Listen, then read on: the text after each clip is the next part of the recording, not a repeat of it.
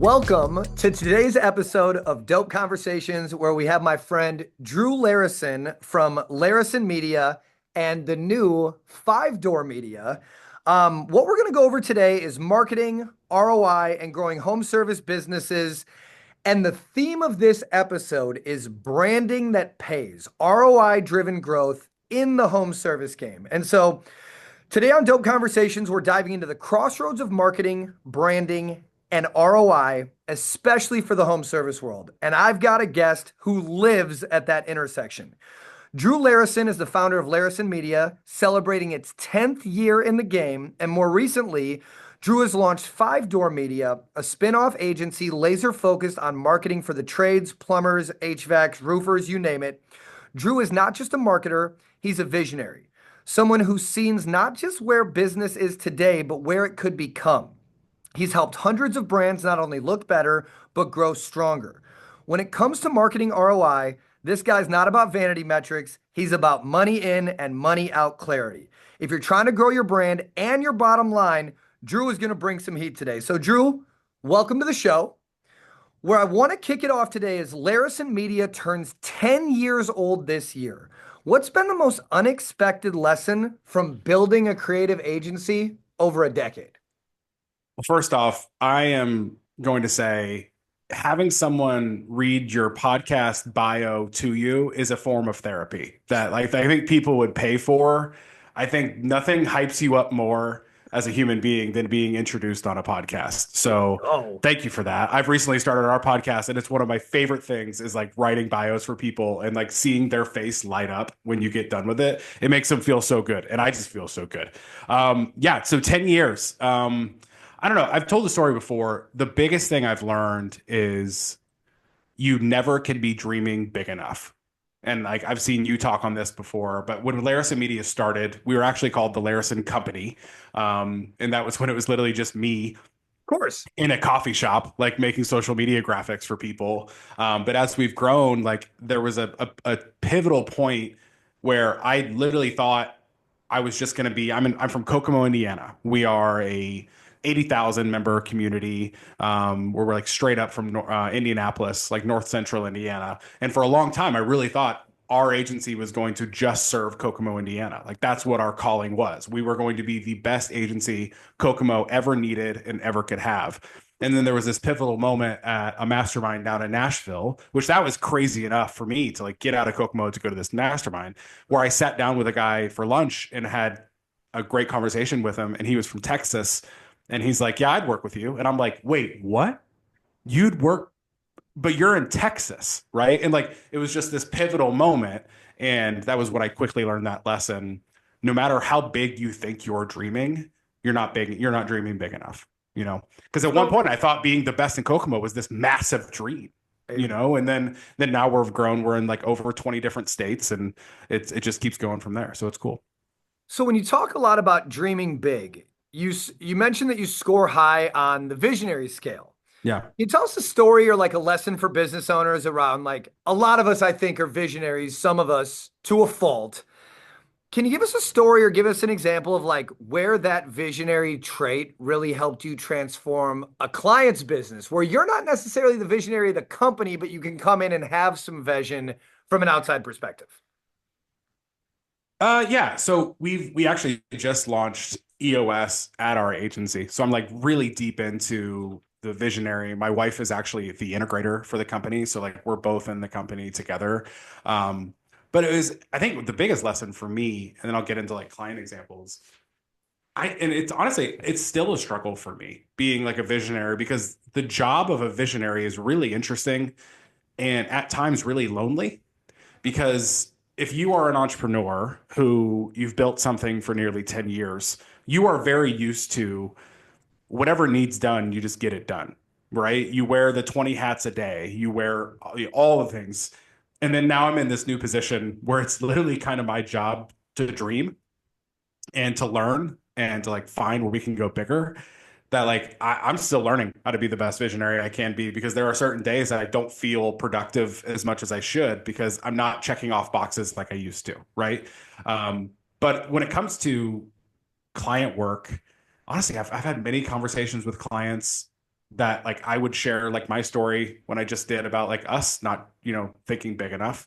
And I'm kind of like call them out on it too. Like, I don't think you're dreaming big enough. Or the biggest thing, video is, which is kind of funny. We're on a video podcast right now, but I mean, there's a reason we're on a video podcast right now. It's because video is taking over, right? Like that is how people are preferring to consume information and content is video.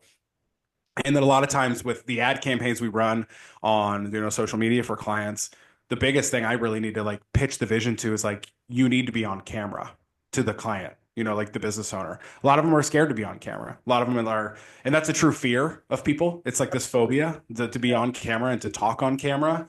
So we're really pitching. Actually, before I walked into this studio and sat down, I was watching a video from a client that was going to be one of their ad campaigns in April, and she's so good on camera, that client. She's just got it and she knows it.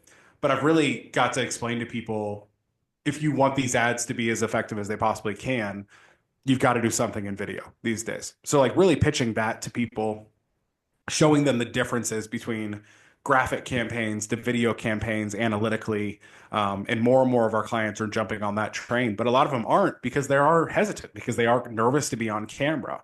And we have different techniques to help them get more confident on camera. But it really is like a lot of things, like creative, it's a muscle, like you're only going to get better at it the more you do it.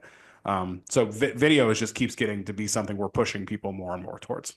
I talk a lot about like people, business owners, managers, entrepreneurs, like giving themselves permission because we all have like our strengths or our traits or our characteristics, just things like we're naturally good at. And Mm-hmm. like you said, whether it's being on video or public speaking, a lot of people like that just doesn't come too naturally. I think as we continue to go down the like into a world of people want to work with local businesses, but they also want to have a sense of like intimacy or instant Mm. gratification. And I think with how accessible businesses are these days through reviews, through online searches, it's like, I won't get too technical, but the retargeting side of online ads, of getting the face of a business owner, a manager in Mm-hmm. front of people. And as a business owner, just people giving themselves permission. The video doesn't need to be perfect, but Mm-hmm. it does put that human element when you're over inundated with messages and ads and everything all day. There's a stat I like to rattle off that 3 to 7% of your ideal target customer is actively searching for you right now. As you're watching this, as you're listening to this, like they are actively looking for you. The other 93 to 97% of people, it's your responsibility as a business owner to get in front of, to give them a reason when they go get their 3 estimates, when they make their couple of choices, when they're interviewing different companies to use their products or services. And it's like the more intimate that relationship can be, the more trust you can create. And a lot of times it's like through video, when you Yeah. see someone, what they're about, their culture, the morale of their business, like how it works, it just makes it easier to make that decision. And so you had Well, said, you're saying, I mean, what the word you're using is like it's authentic. Like people want authenticity, right? And that client I was just talking about, her ads are killing it. It's a residential cleaning company. And you would think if you're hearing that, you're expecting her to be in this studio, have this $10,000 camera, have like this awesome mic setup. She's got an immediate team creating these videos. I'm not kidding. She's on her iPhone, sitting nice. on her couch in her living room at her house, just talking to her phone. Or one of her most successful campaigns, she was sitting on the steps outside of her office. One take. There were no edits. The only editing we've done on those videos is putting her logo in the bottom left hand corner. Like that's it. And those ads are killing it. Because I think sometimes the video can be overproduced, where that advertising starts to look too much like advertising, rather than that famous Seth Godin tweet or a quote, the best advertising is advertising that looks nothing like advertising, right? So if people are just on social media and they're seeing a vertical video of like a cool looking person being confident on camera, they're going to watch it, you know? And sometimes it's all it takes. But you're right. We do get wrapped up in our setup is not nice enough. I'm not nice enough of a speaker. I say and or but a lot. I'm not confident. It's true, but like people also want you to be your authentic self. People buy from people more than they buy from businesses. Show them the people behind the business and see how that goes. Absolutely. So on that topic, like when you're talking to clients, whether they've been in business for, more than 5 years, they kind of got a groove, or it's a new business, how do you talk to a customer about marketing as an investment versus an Hmm. expense? I tell you what, this is something we're working with, really changing the minds of some of the industries we work with around the idea of lifetime value of a customer. And I don't think in the home service world, we're focused enough on lifetime value, and we're more focused on just getting them to buy something, right? But especially in the marketing world. So we had a recurring client, buying recurring cleanings or selling recurring cleaning services. And we got them like 18 new recurring clients in 1 month with like $2,500 on ad spend or something like that. Sure.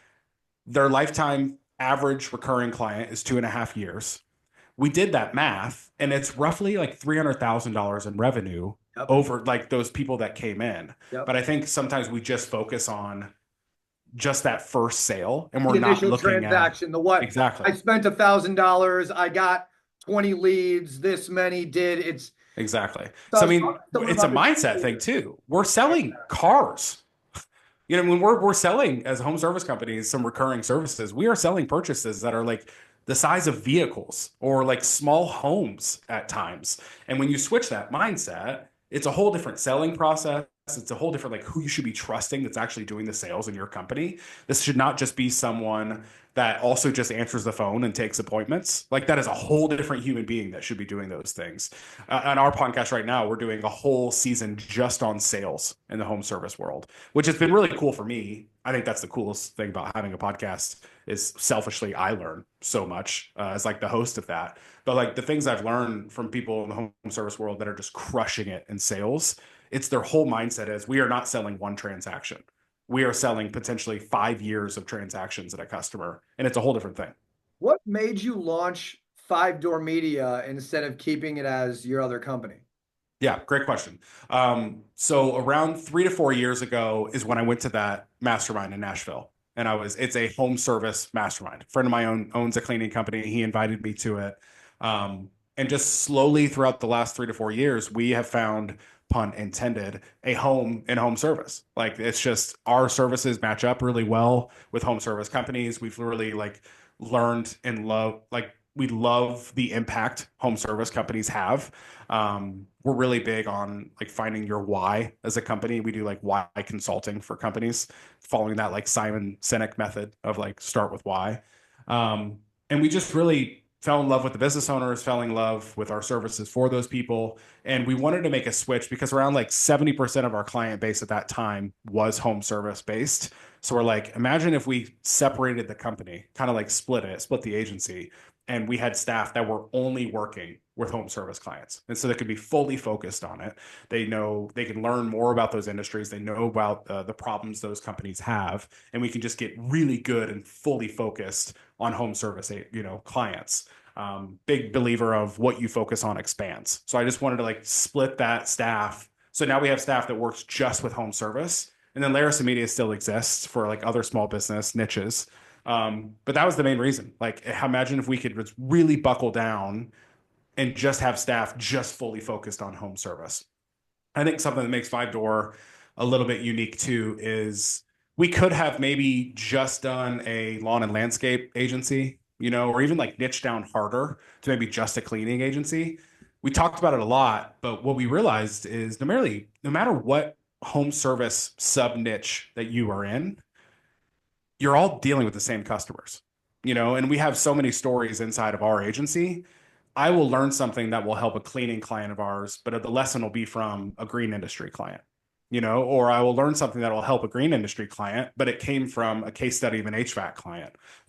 So I love the idea that we are home service as a whole because everybody in those home service niches, it's the same customer. It's homeowners, right? And I feel like we miss out on lessons learning about those homeowners as, customers for our clients if we weren't, more focused on just home service and not specific niches. So that was the main reason. I just wanted to be able to like really nail down and get specific for the people working on those accounts for us so we could just, narrow down and get better. For the business owners listening to this that are trying to make a decision if they're going to stay with their agency, maybe they're going to internalize their marketing, maybe they're going to hire another one. What's the biggest difference looking from an agency owner looking in the strategies between like an HVAC company or a lawn care company or a maid or house cleaning service? Strategies. Well, you have to know the industries. Like that's a biggest thing. You got to know like the biggest issues that lawn and landscapes have that HVAC doesn't, that cleaning companies don't. You got to know those issues. But I mean, the biggest difference, I guess, what was the full question? The So like biggest. if there are a bunch of different business owners watching or listening Mhm. to this, what does an agency look at differently in one that advertises like for yours, right? You service multiple verticals, making Yeah. it relative. What's the difference when you're looking at a service where they have like a weekly recurring versus they have maintenance plans or full installs like HVAC versus like a one-time thing for roofing? Like, what are the biggest differences when advertising to these different businesses or on behalf of these different businesses? Uh, Messaging is a big part of it, and like knowing what to say and how to say it. But I really think too, because, and this goes back to, there are some agencies that just do a certain niche or like even like a very specific, narrow, you know, vertical. It's tough because I feel like you can get complacent almost, where everybody's clients, if you have all roofing companies or something like that, Yeah. everybody's stuff looks the same. You almost get like complacent in that, rather than what I think I understand. We could have a lawn and landscape company, let's say in Kokomo, and a lawn and landscape company in Phoenix, Arizona. Yeah. Just because they are in the same vertical, their audience could be completely different. Their offerings could be completely different. The type of content their clients want to see and have expectations for can be completely different. So Yep. we don't really, when we start with a client, there is not like, you're in this industry, here is the playbook, right? Because no matter where they're at or what size company they're at, there's so many variables inside of a single company that Yep. there is no single playbook, no matter if it's the same vertical or not, that work. So like with us, we really look at it as a holistic, and what makes you unique, and how do we expose that and tell your story from that angle, and then we'll find out your audience. We'll test different types of content, we'll test different types of media to see what's being responded to the most. But there really is not a single playbook that works for every industry. A lot of owners struggle to connect marketing to revenue. How do you make ROI real, especially for business owners that like they're busy running their business? They're not necessarily like tech savvy. Yeah. Yeah. I mean, a lot of that happens way before the ad campaign starts. I think like tracking, there really is no excuse to be able to not track ROI from paid ad campaigns anymore. Like the technology is there, the softwares are there. A lot of people just don't do that extra work. A lot of times for our clients, we obviously have like CRM access as well. So we're able to see the names of the leads that we brought in during the month. And then we can actually cross reference at the end of the month and give you like an exact dollar amount ROI at the end of every month. A lot of people don't want to do that because I mean it is grunt work, just to like do that cross referencing. But from our standpoint, I will do any grunt work I can to help prove our worth, and like the work we're doing for our company is actually working. But I mean, a lot of that starts way before a dime is spent in the ad campaign, though. I mean, you setting up the tracking right, setting up landing pages, forms, all of that type of stuff. The technology's there to where you never have to question where any of your marketing dollars went or how much you got out of them. It just takes a lot of work up front. You work in a lot of different industries. Do you have any favorite industry CRMs? We've got a few. I don't know if I want to like shout them out now. I don't want to like take digs at anybody's I don't like. In the cleaning industry, I like, we use, a lot of our clients use Bait Central. There's a newer-ish software in the cleaning industry called the Cleaning Software. Holly Moore out of Texas started that one. A lot of our clients are using Service Autopilot in the green industry. And then some of our cleaning clients also use Service Autopilot too. I mean, there's a lot of them. And that's another thing unique about us is we'll work with what you have. I think we've done a good job of making sure we know how every CRM we possibly could work with, how it works, having access to it. It's something we've added on to our onboarding so we can help provide those ROI reports at the end of the month. But I mean, there's a few that we see more than others. That's for sure. So you said in your the intake video, you said you can look at something and see what it could be. Walk us through your creative process from an agency perspective, not necessarily just your agency, but put yourself in the shoes of the business owner of where can they contribute the most when onboarding with an agency to get them the information to make their campaigns more successful. That's kind of like two different questions. Have at both of them. Yeah. I don't know.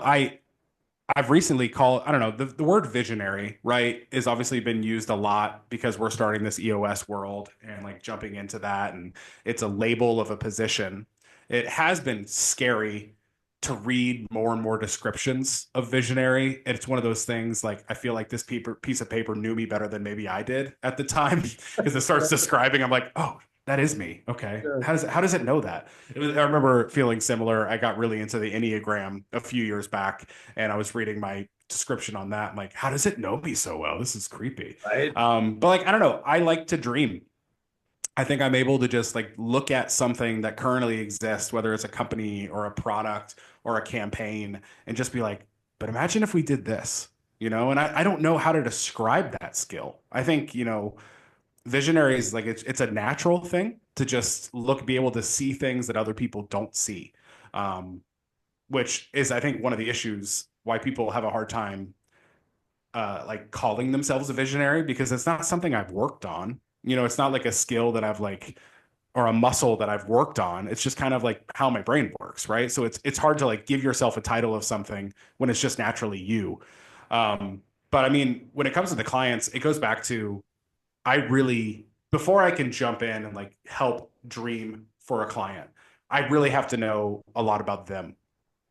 I got to know, going back to like their why. I need to know why this business started. I need to know who they are as an owner. I need to know what their why Drew, what if is. what if it's something as simple as because we hear that a lot, right? Like know your why, and I think Yeah. business owners, especially in the home service and the trades, can struggle with that because it's like, I didn't want to work for the guy I used to work for, or my dad used to do this, or I saw an opportunity to have Yeah. more time. I thought I was going to have more time with my family and my kids until I actually started my business and I realized I have less.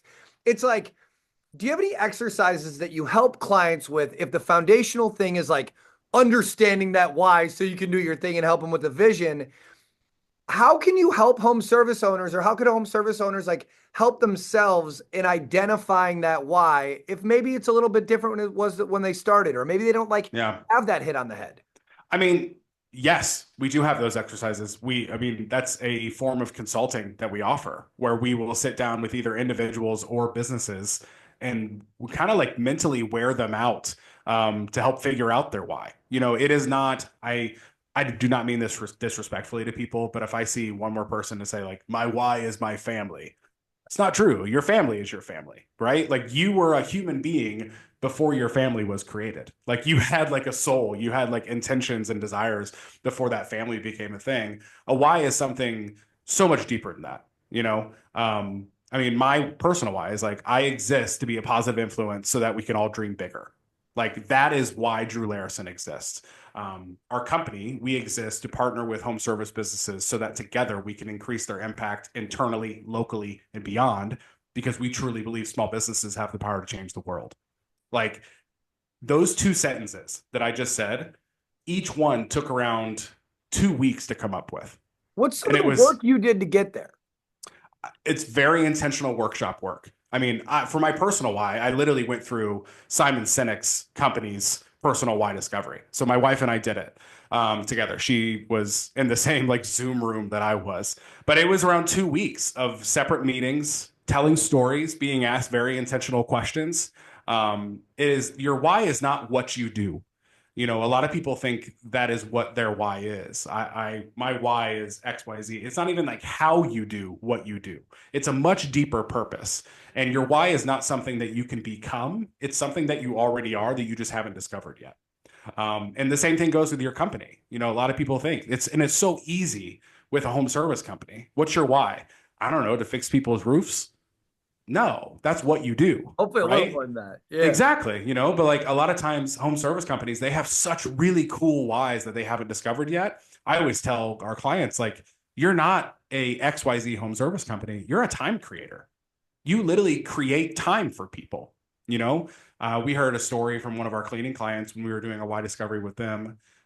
One of their clients literally told them, my son was failing in math. I hired you guys and I would spend all my weekends cleaning our house. The last few weekends, we have spent time studying with my son. He now has a B. Like, that is the impact. That is the why of a home service company. You give back time. You're creating time for your clients so they can go and live a better life, right? And it gets even crazy when you're talking roofing and HVAC, right? Because imagine if we were individually in charge of putting a roof on our homes and we knew nothing about it. We'd have to take the time to learn it. We have to take the time to buy all the things. Home service companies create time. That's like a bigger reason why they exist. What they do and how they do it is a separate thing, but why you do it is what makes you really separate. Imagine you're seeing two ads from two different home service companies, and one of them says, we do power washing. Are your sidewalks dirty? Give us a call. Compared to like a power wash company or an exterior cleaning company that had like this awesome, beautiful statement about imagine the things you could be doing with your family instead of this, right? It sets you apart in so many ways because you are set apart. You just haven't discovered how yet. And a lot of people like struggle to find that why. What do you think one of like the biggest untapped opportunities are? If I'm a home service business owner, I've gotten this far listening to Dave and Drew talk through this stuff. What are some of the opportunities you think business owners could identify or capture that like they might be missing going into 2025? I still think it's video. I don't think if you look at, I mean, the few things, video and AI, obviously. And I think AI, a lot of people, a lot of business owners, a lot of business professionals, they think they're using AI, but they have barely scratched it. And I think video is the same. Dive I into think, that a little bit with AI. It comes up a lot in like yeah, conversations recently. I don't think a lot of business owners can spell AI. Like yeah, where give a tip or a trick or something for the listeners, the watchers that are like, yeah, man, I'm using it to write my Facebook copy or yeah, using yeah. it to like draft an email. Like, what's an example that a home service business owner could listening or watching this could take and do something with? Let me give you an example of something we've done recently, and I'm kind of obsessed with it. So I've started creating custom GPTs, Yep. and that alone to someone who is just using AI to create Facebook statuses sounds like the most intimidating. Like Drew is Absolutely. coding, he's in the lab, like he's creating HTML codes, he's Dexter's laboratory with glasses on. How do you create a custom GPT? It's not hard. It just takes time. And like that is if there is a tagline for AI, that might be it. It's not hard. It just takes time. Because AI is one of those things, what you put into it is what you get out of it. So for example, for one of our custom GPTs that we've created, I took around 2 hours. I created a GPT. It's called the Five Door Media Brand Strategist Coach. So brand strategist is what our titles for our account managers are called. They're brand strategists for our clients. They are in charge of the strategy for their brands online. I took a few hours and I taught this custom GPT everything I know in close to a 15-year marketing career, what I think it is to be a good account manager to do the services that we offer. My team now can go to that custom GPT and ask it any question about, hey, client asked this tricky question, or hey, this client is upset about this. How do I handle this situation?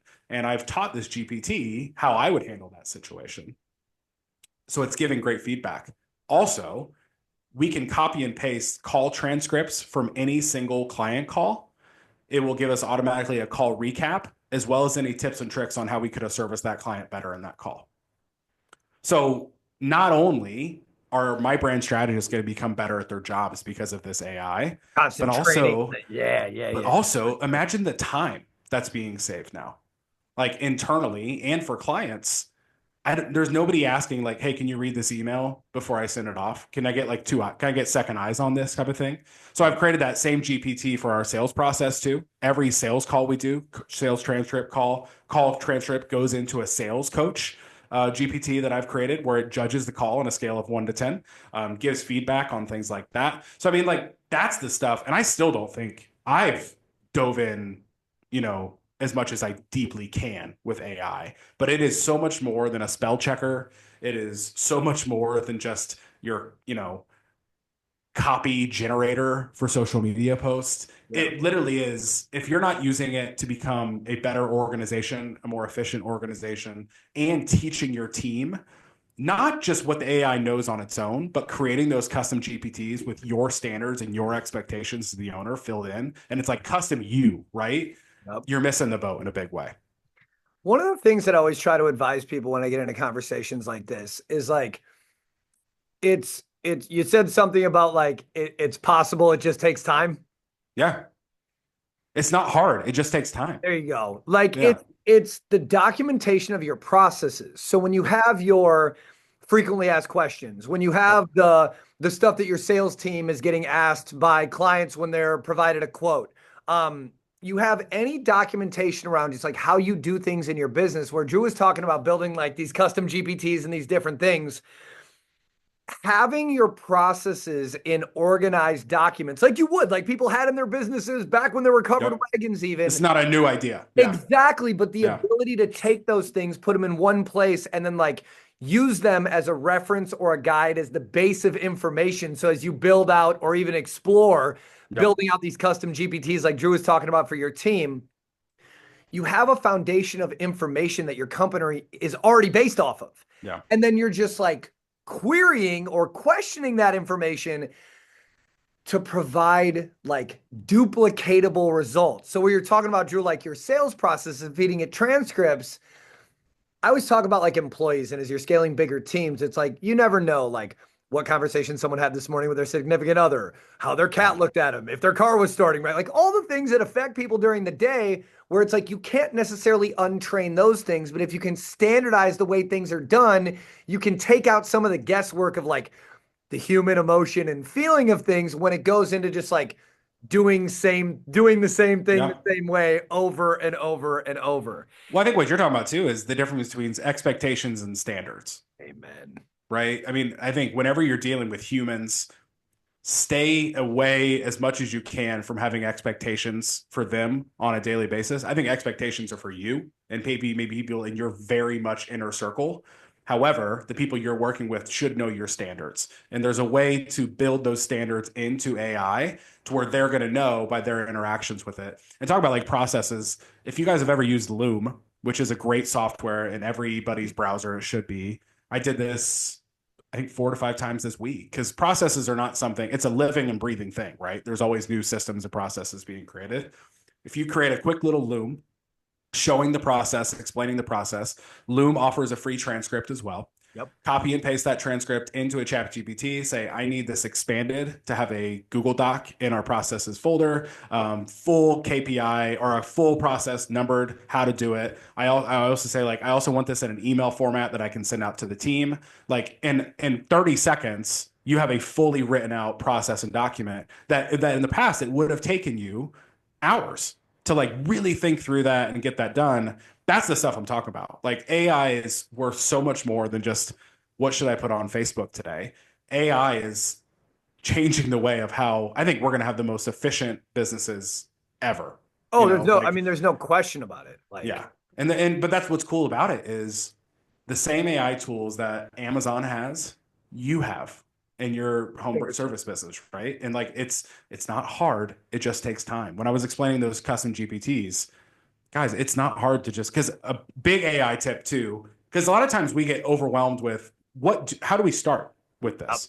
Yep. One of my favorite tips, I ask my AI questions more than it asks me sometimes, but I'll start almost every conversation. What would you need to know from me to help create this? And it will give you 10 to 15 questions, and then you just answer those questions. So a lot of times use that to get a good head start on creating these things. But when I was creating those custom GPTs, I would ask that question, I'd answer 15 more, but like last sentence, be like, what else do you need to know? It would send me 10 to 15 more questions. What else do you need to know? And like, that's the stuff that takes time, Back but and it just forth. gets Yeah. more refined to you.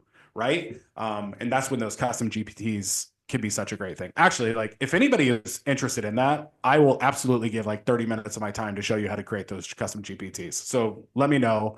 I just did it with a friend of mine and she said her life was changed. So I like changing lives. So that would be fun. Amen. One thing that like where I started, you bring up Loom, and I couldn't agree more. Like Loom is an extension that you can just pop on. Yeah. It'll record you, your screen, whatever, and you just talk to it. So what happened to me, I gave myself permission to start using AI at like the end of Q3 last year in Mm-hmm. 2024. Like in like September, I had a presentation I was doing, and I was as guilty as anyone, really only using it for like little, small, little Yeah. tiny Yeah. stuff. And what I started doing, Drew, is I would get on Loom and I would turn one on and I would just have a meeting with it, not with anyone else, but just talking to it, doing my visionary dumps, like explaining myself, going through things. And so I was using Loom for a while. And for anyone that doesn't have like a meeting recorder yet, you're living in Mm-hmm. Flintstones age, I use a tool called Fathom, where it's like my AI robot that joins all the calls. It does something very similar to Loom, where it'll do the recording and the Mm-hmm. transcript and the summary. But with Fathom, what's really cool, it'll break it down and give you different types of summaries, but then you also have that transcript.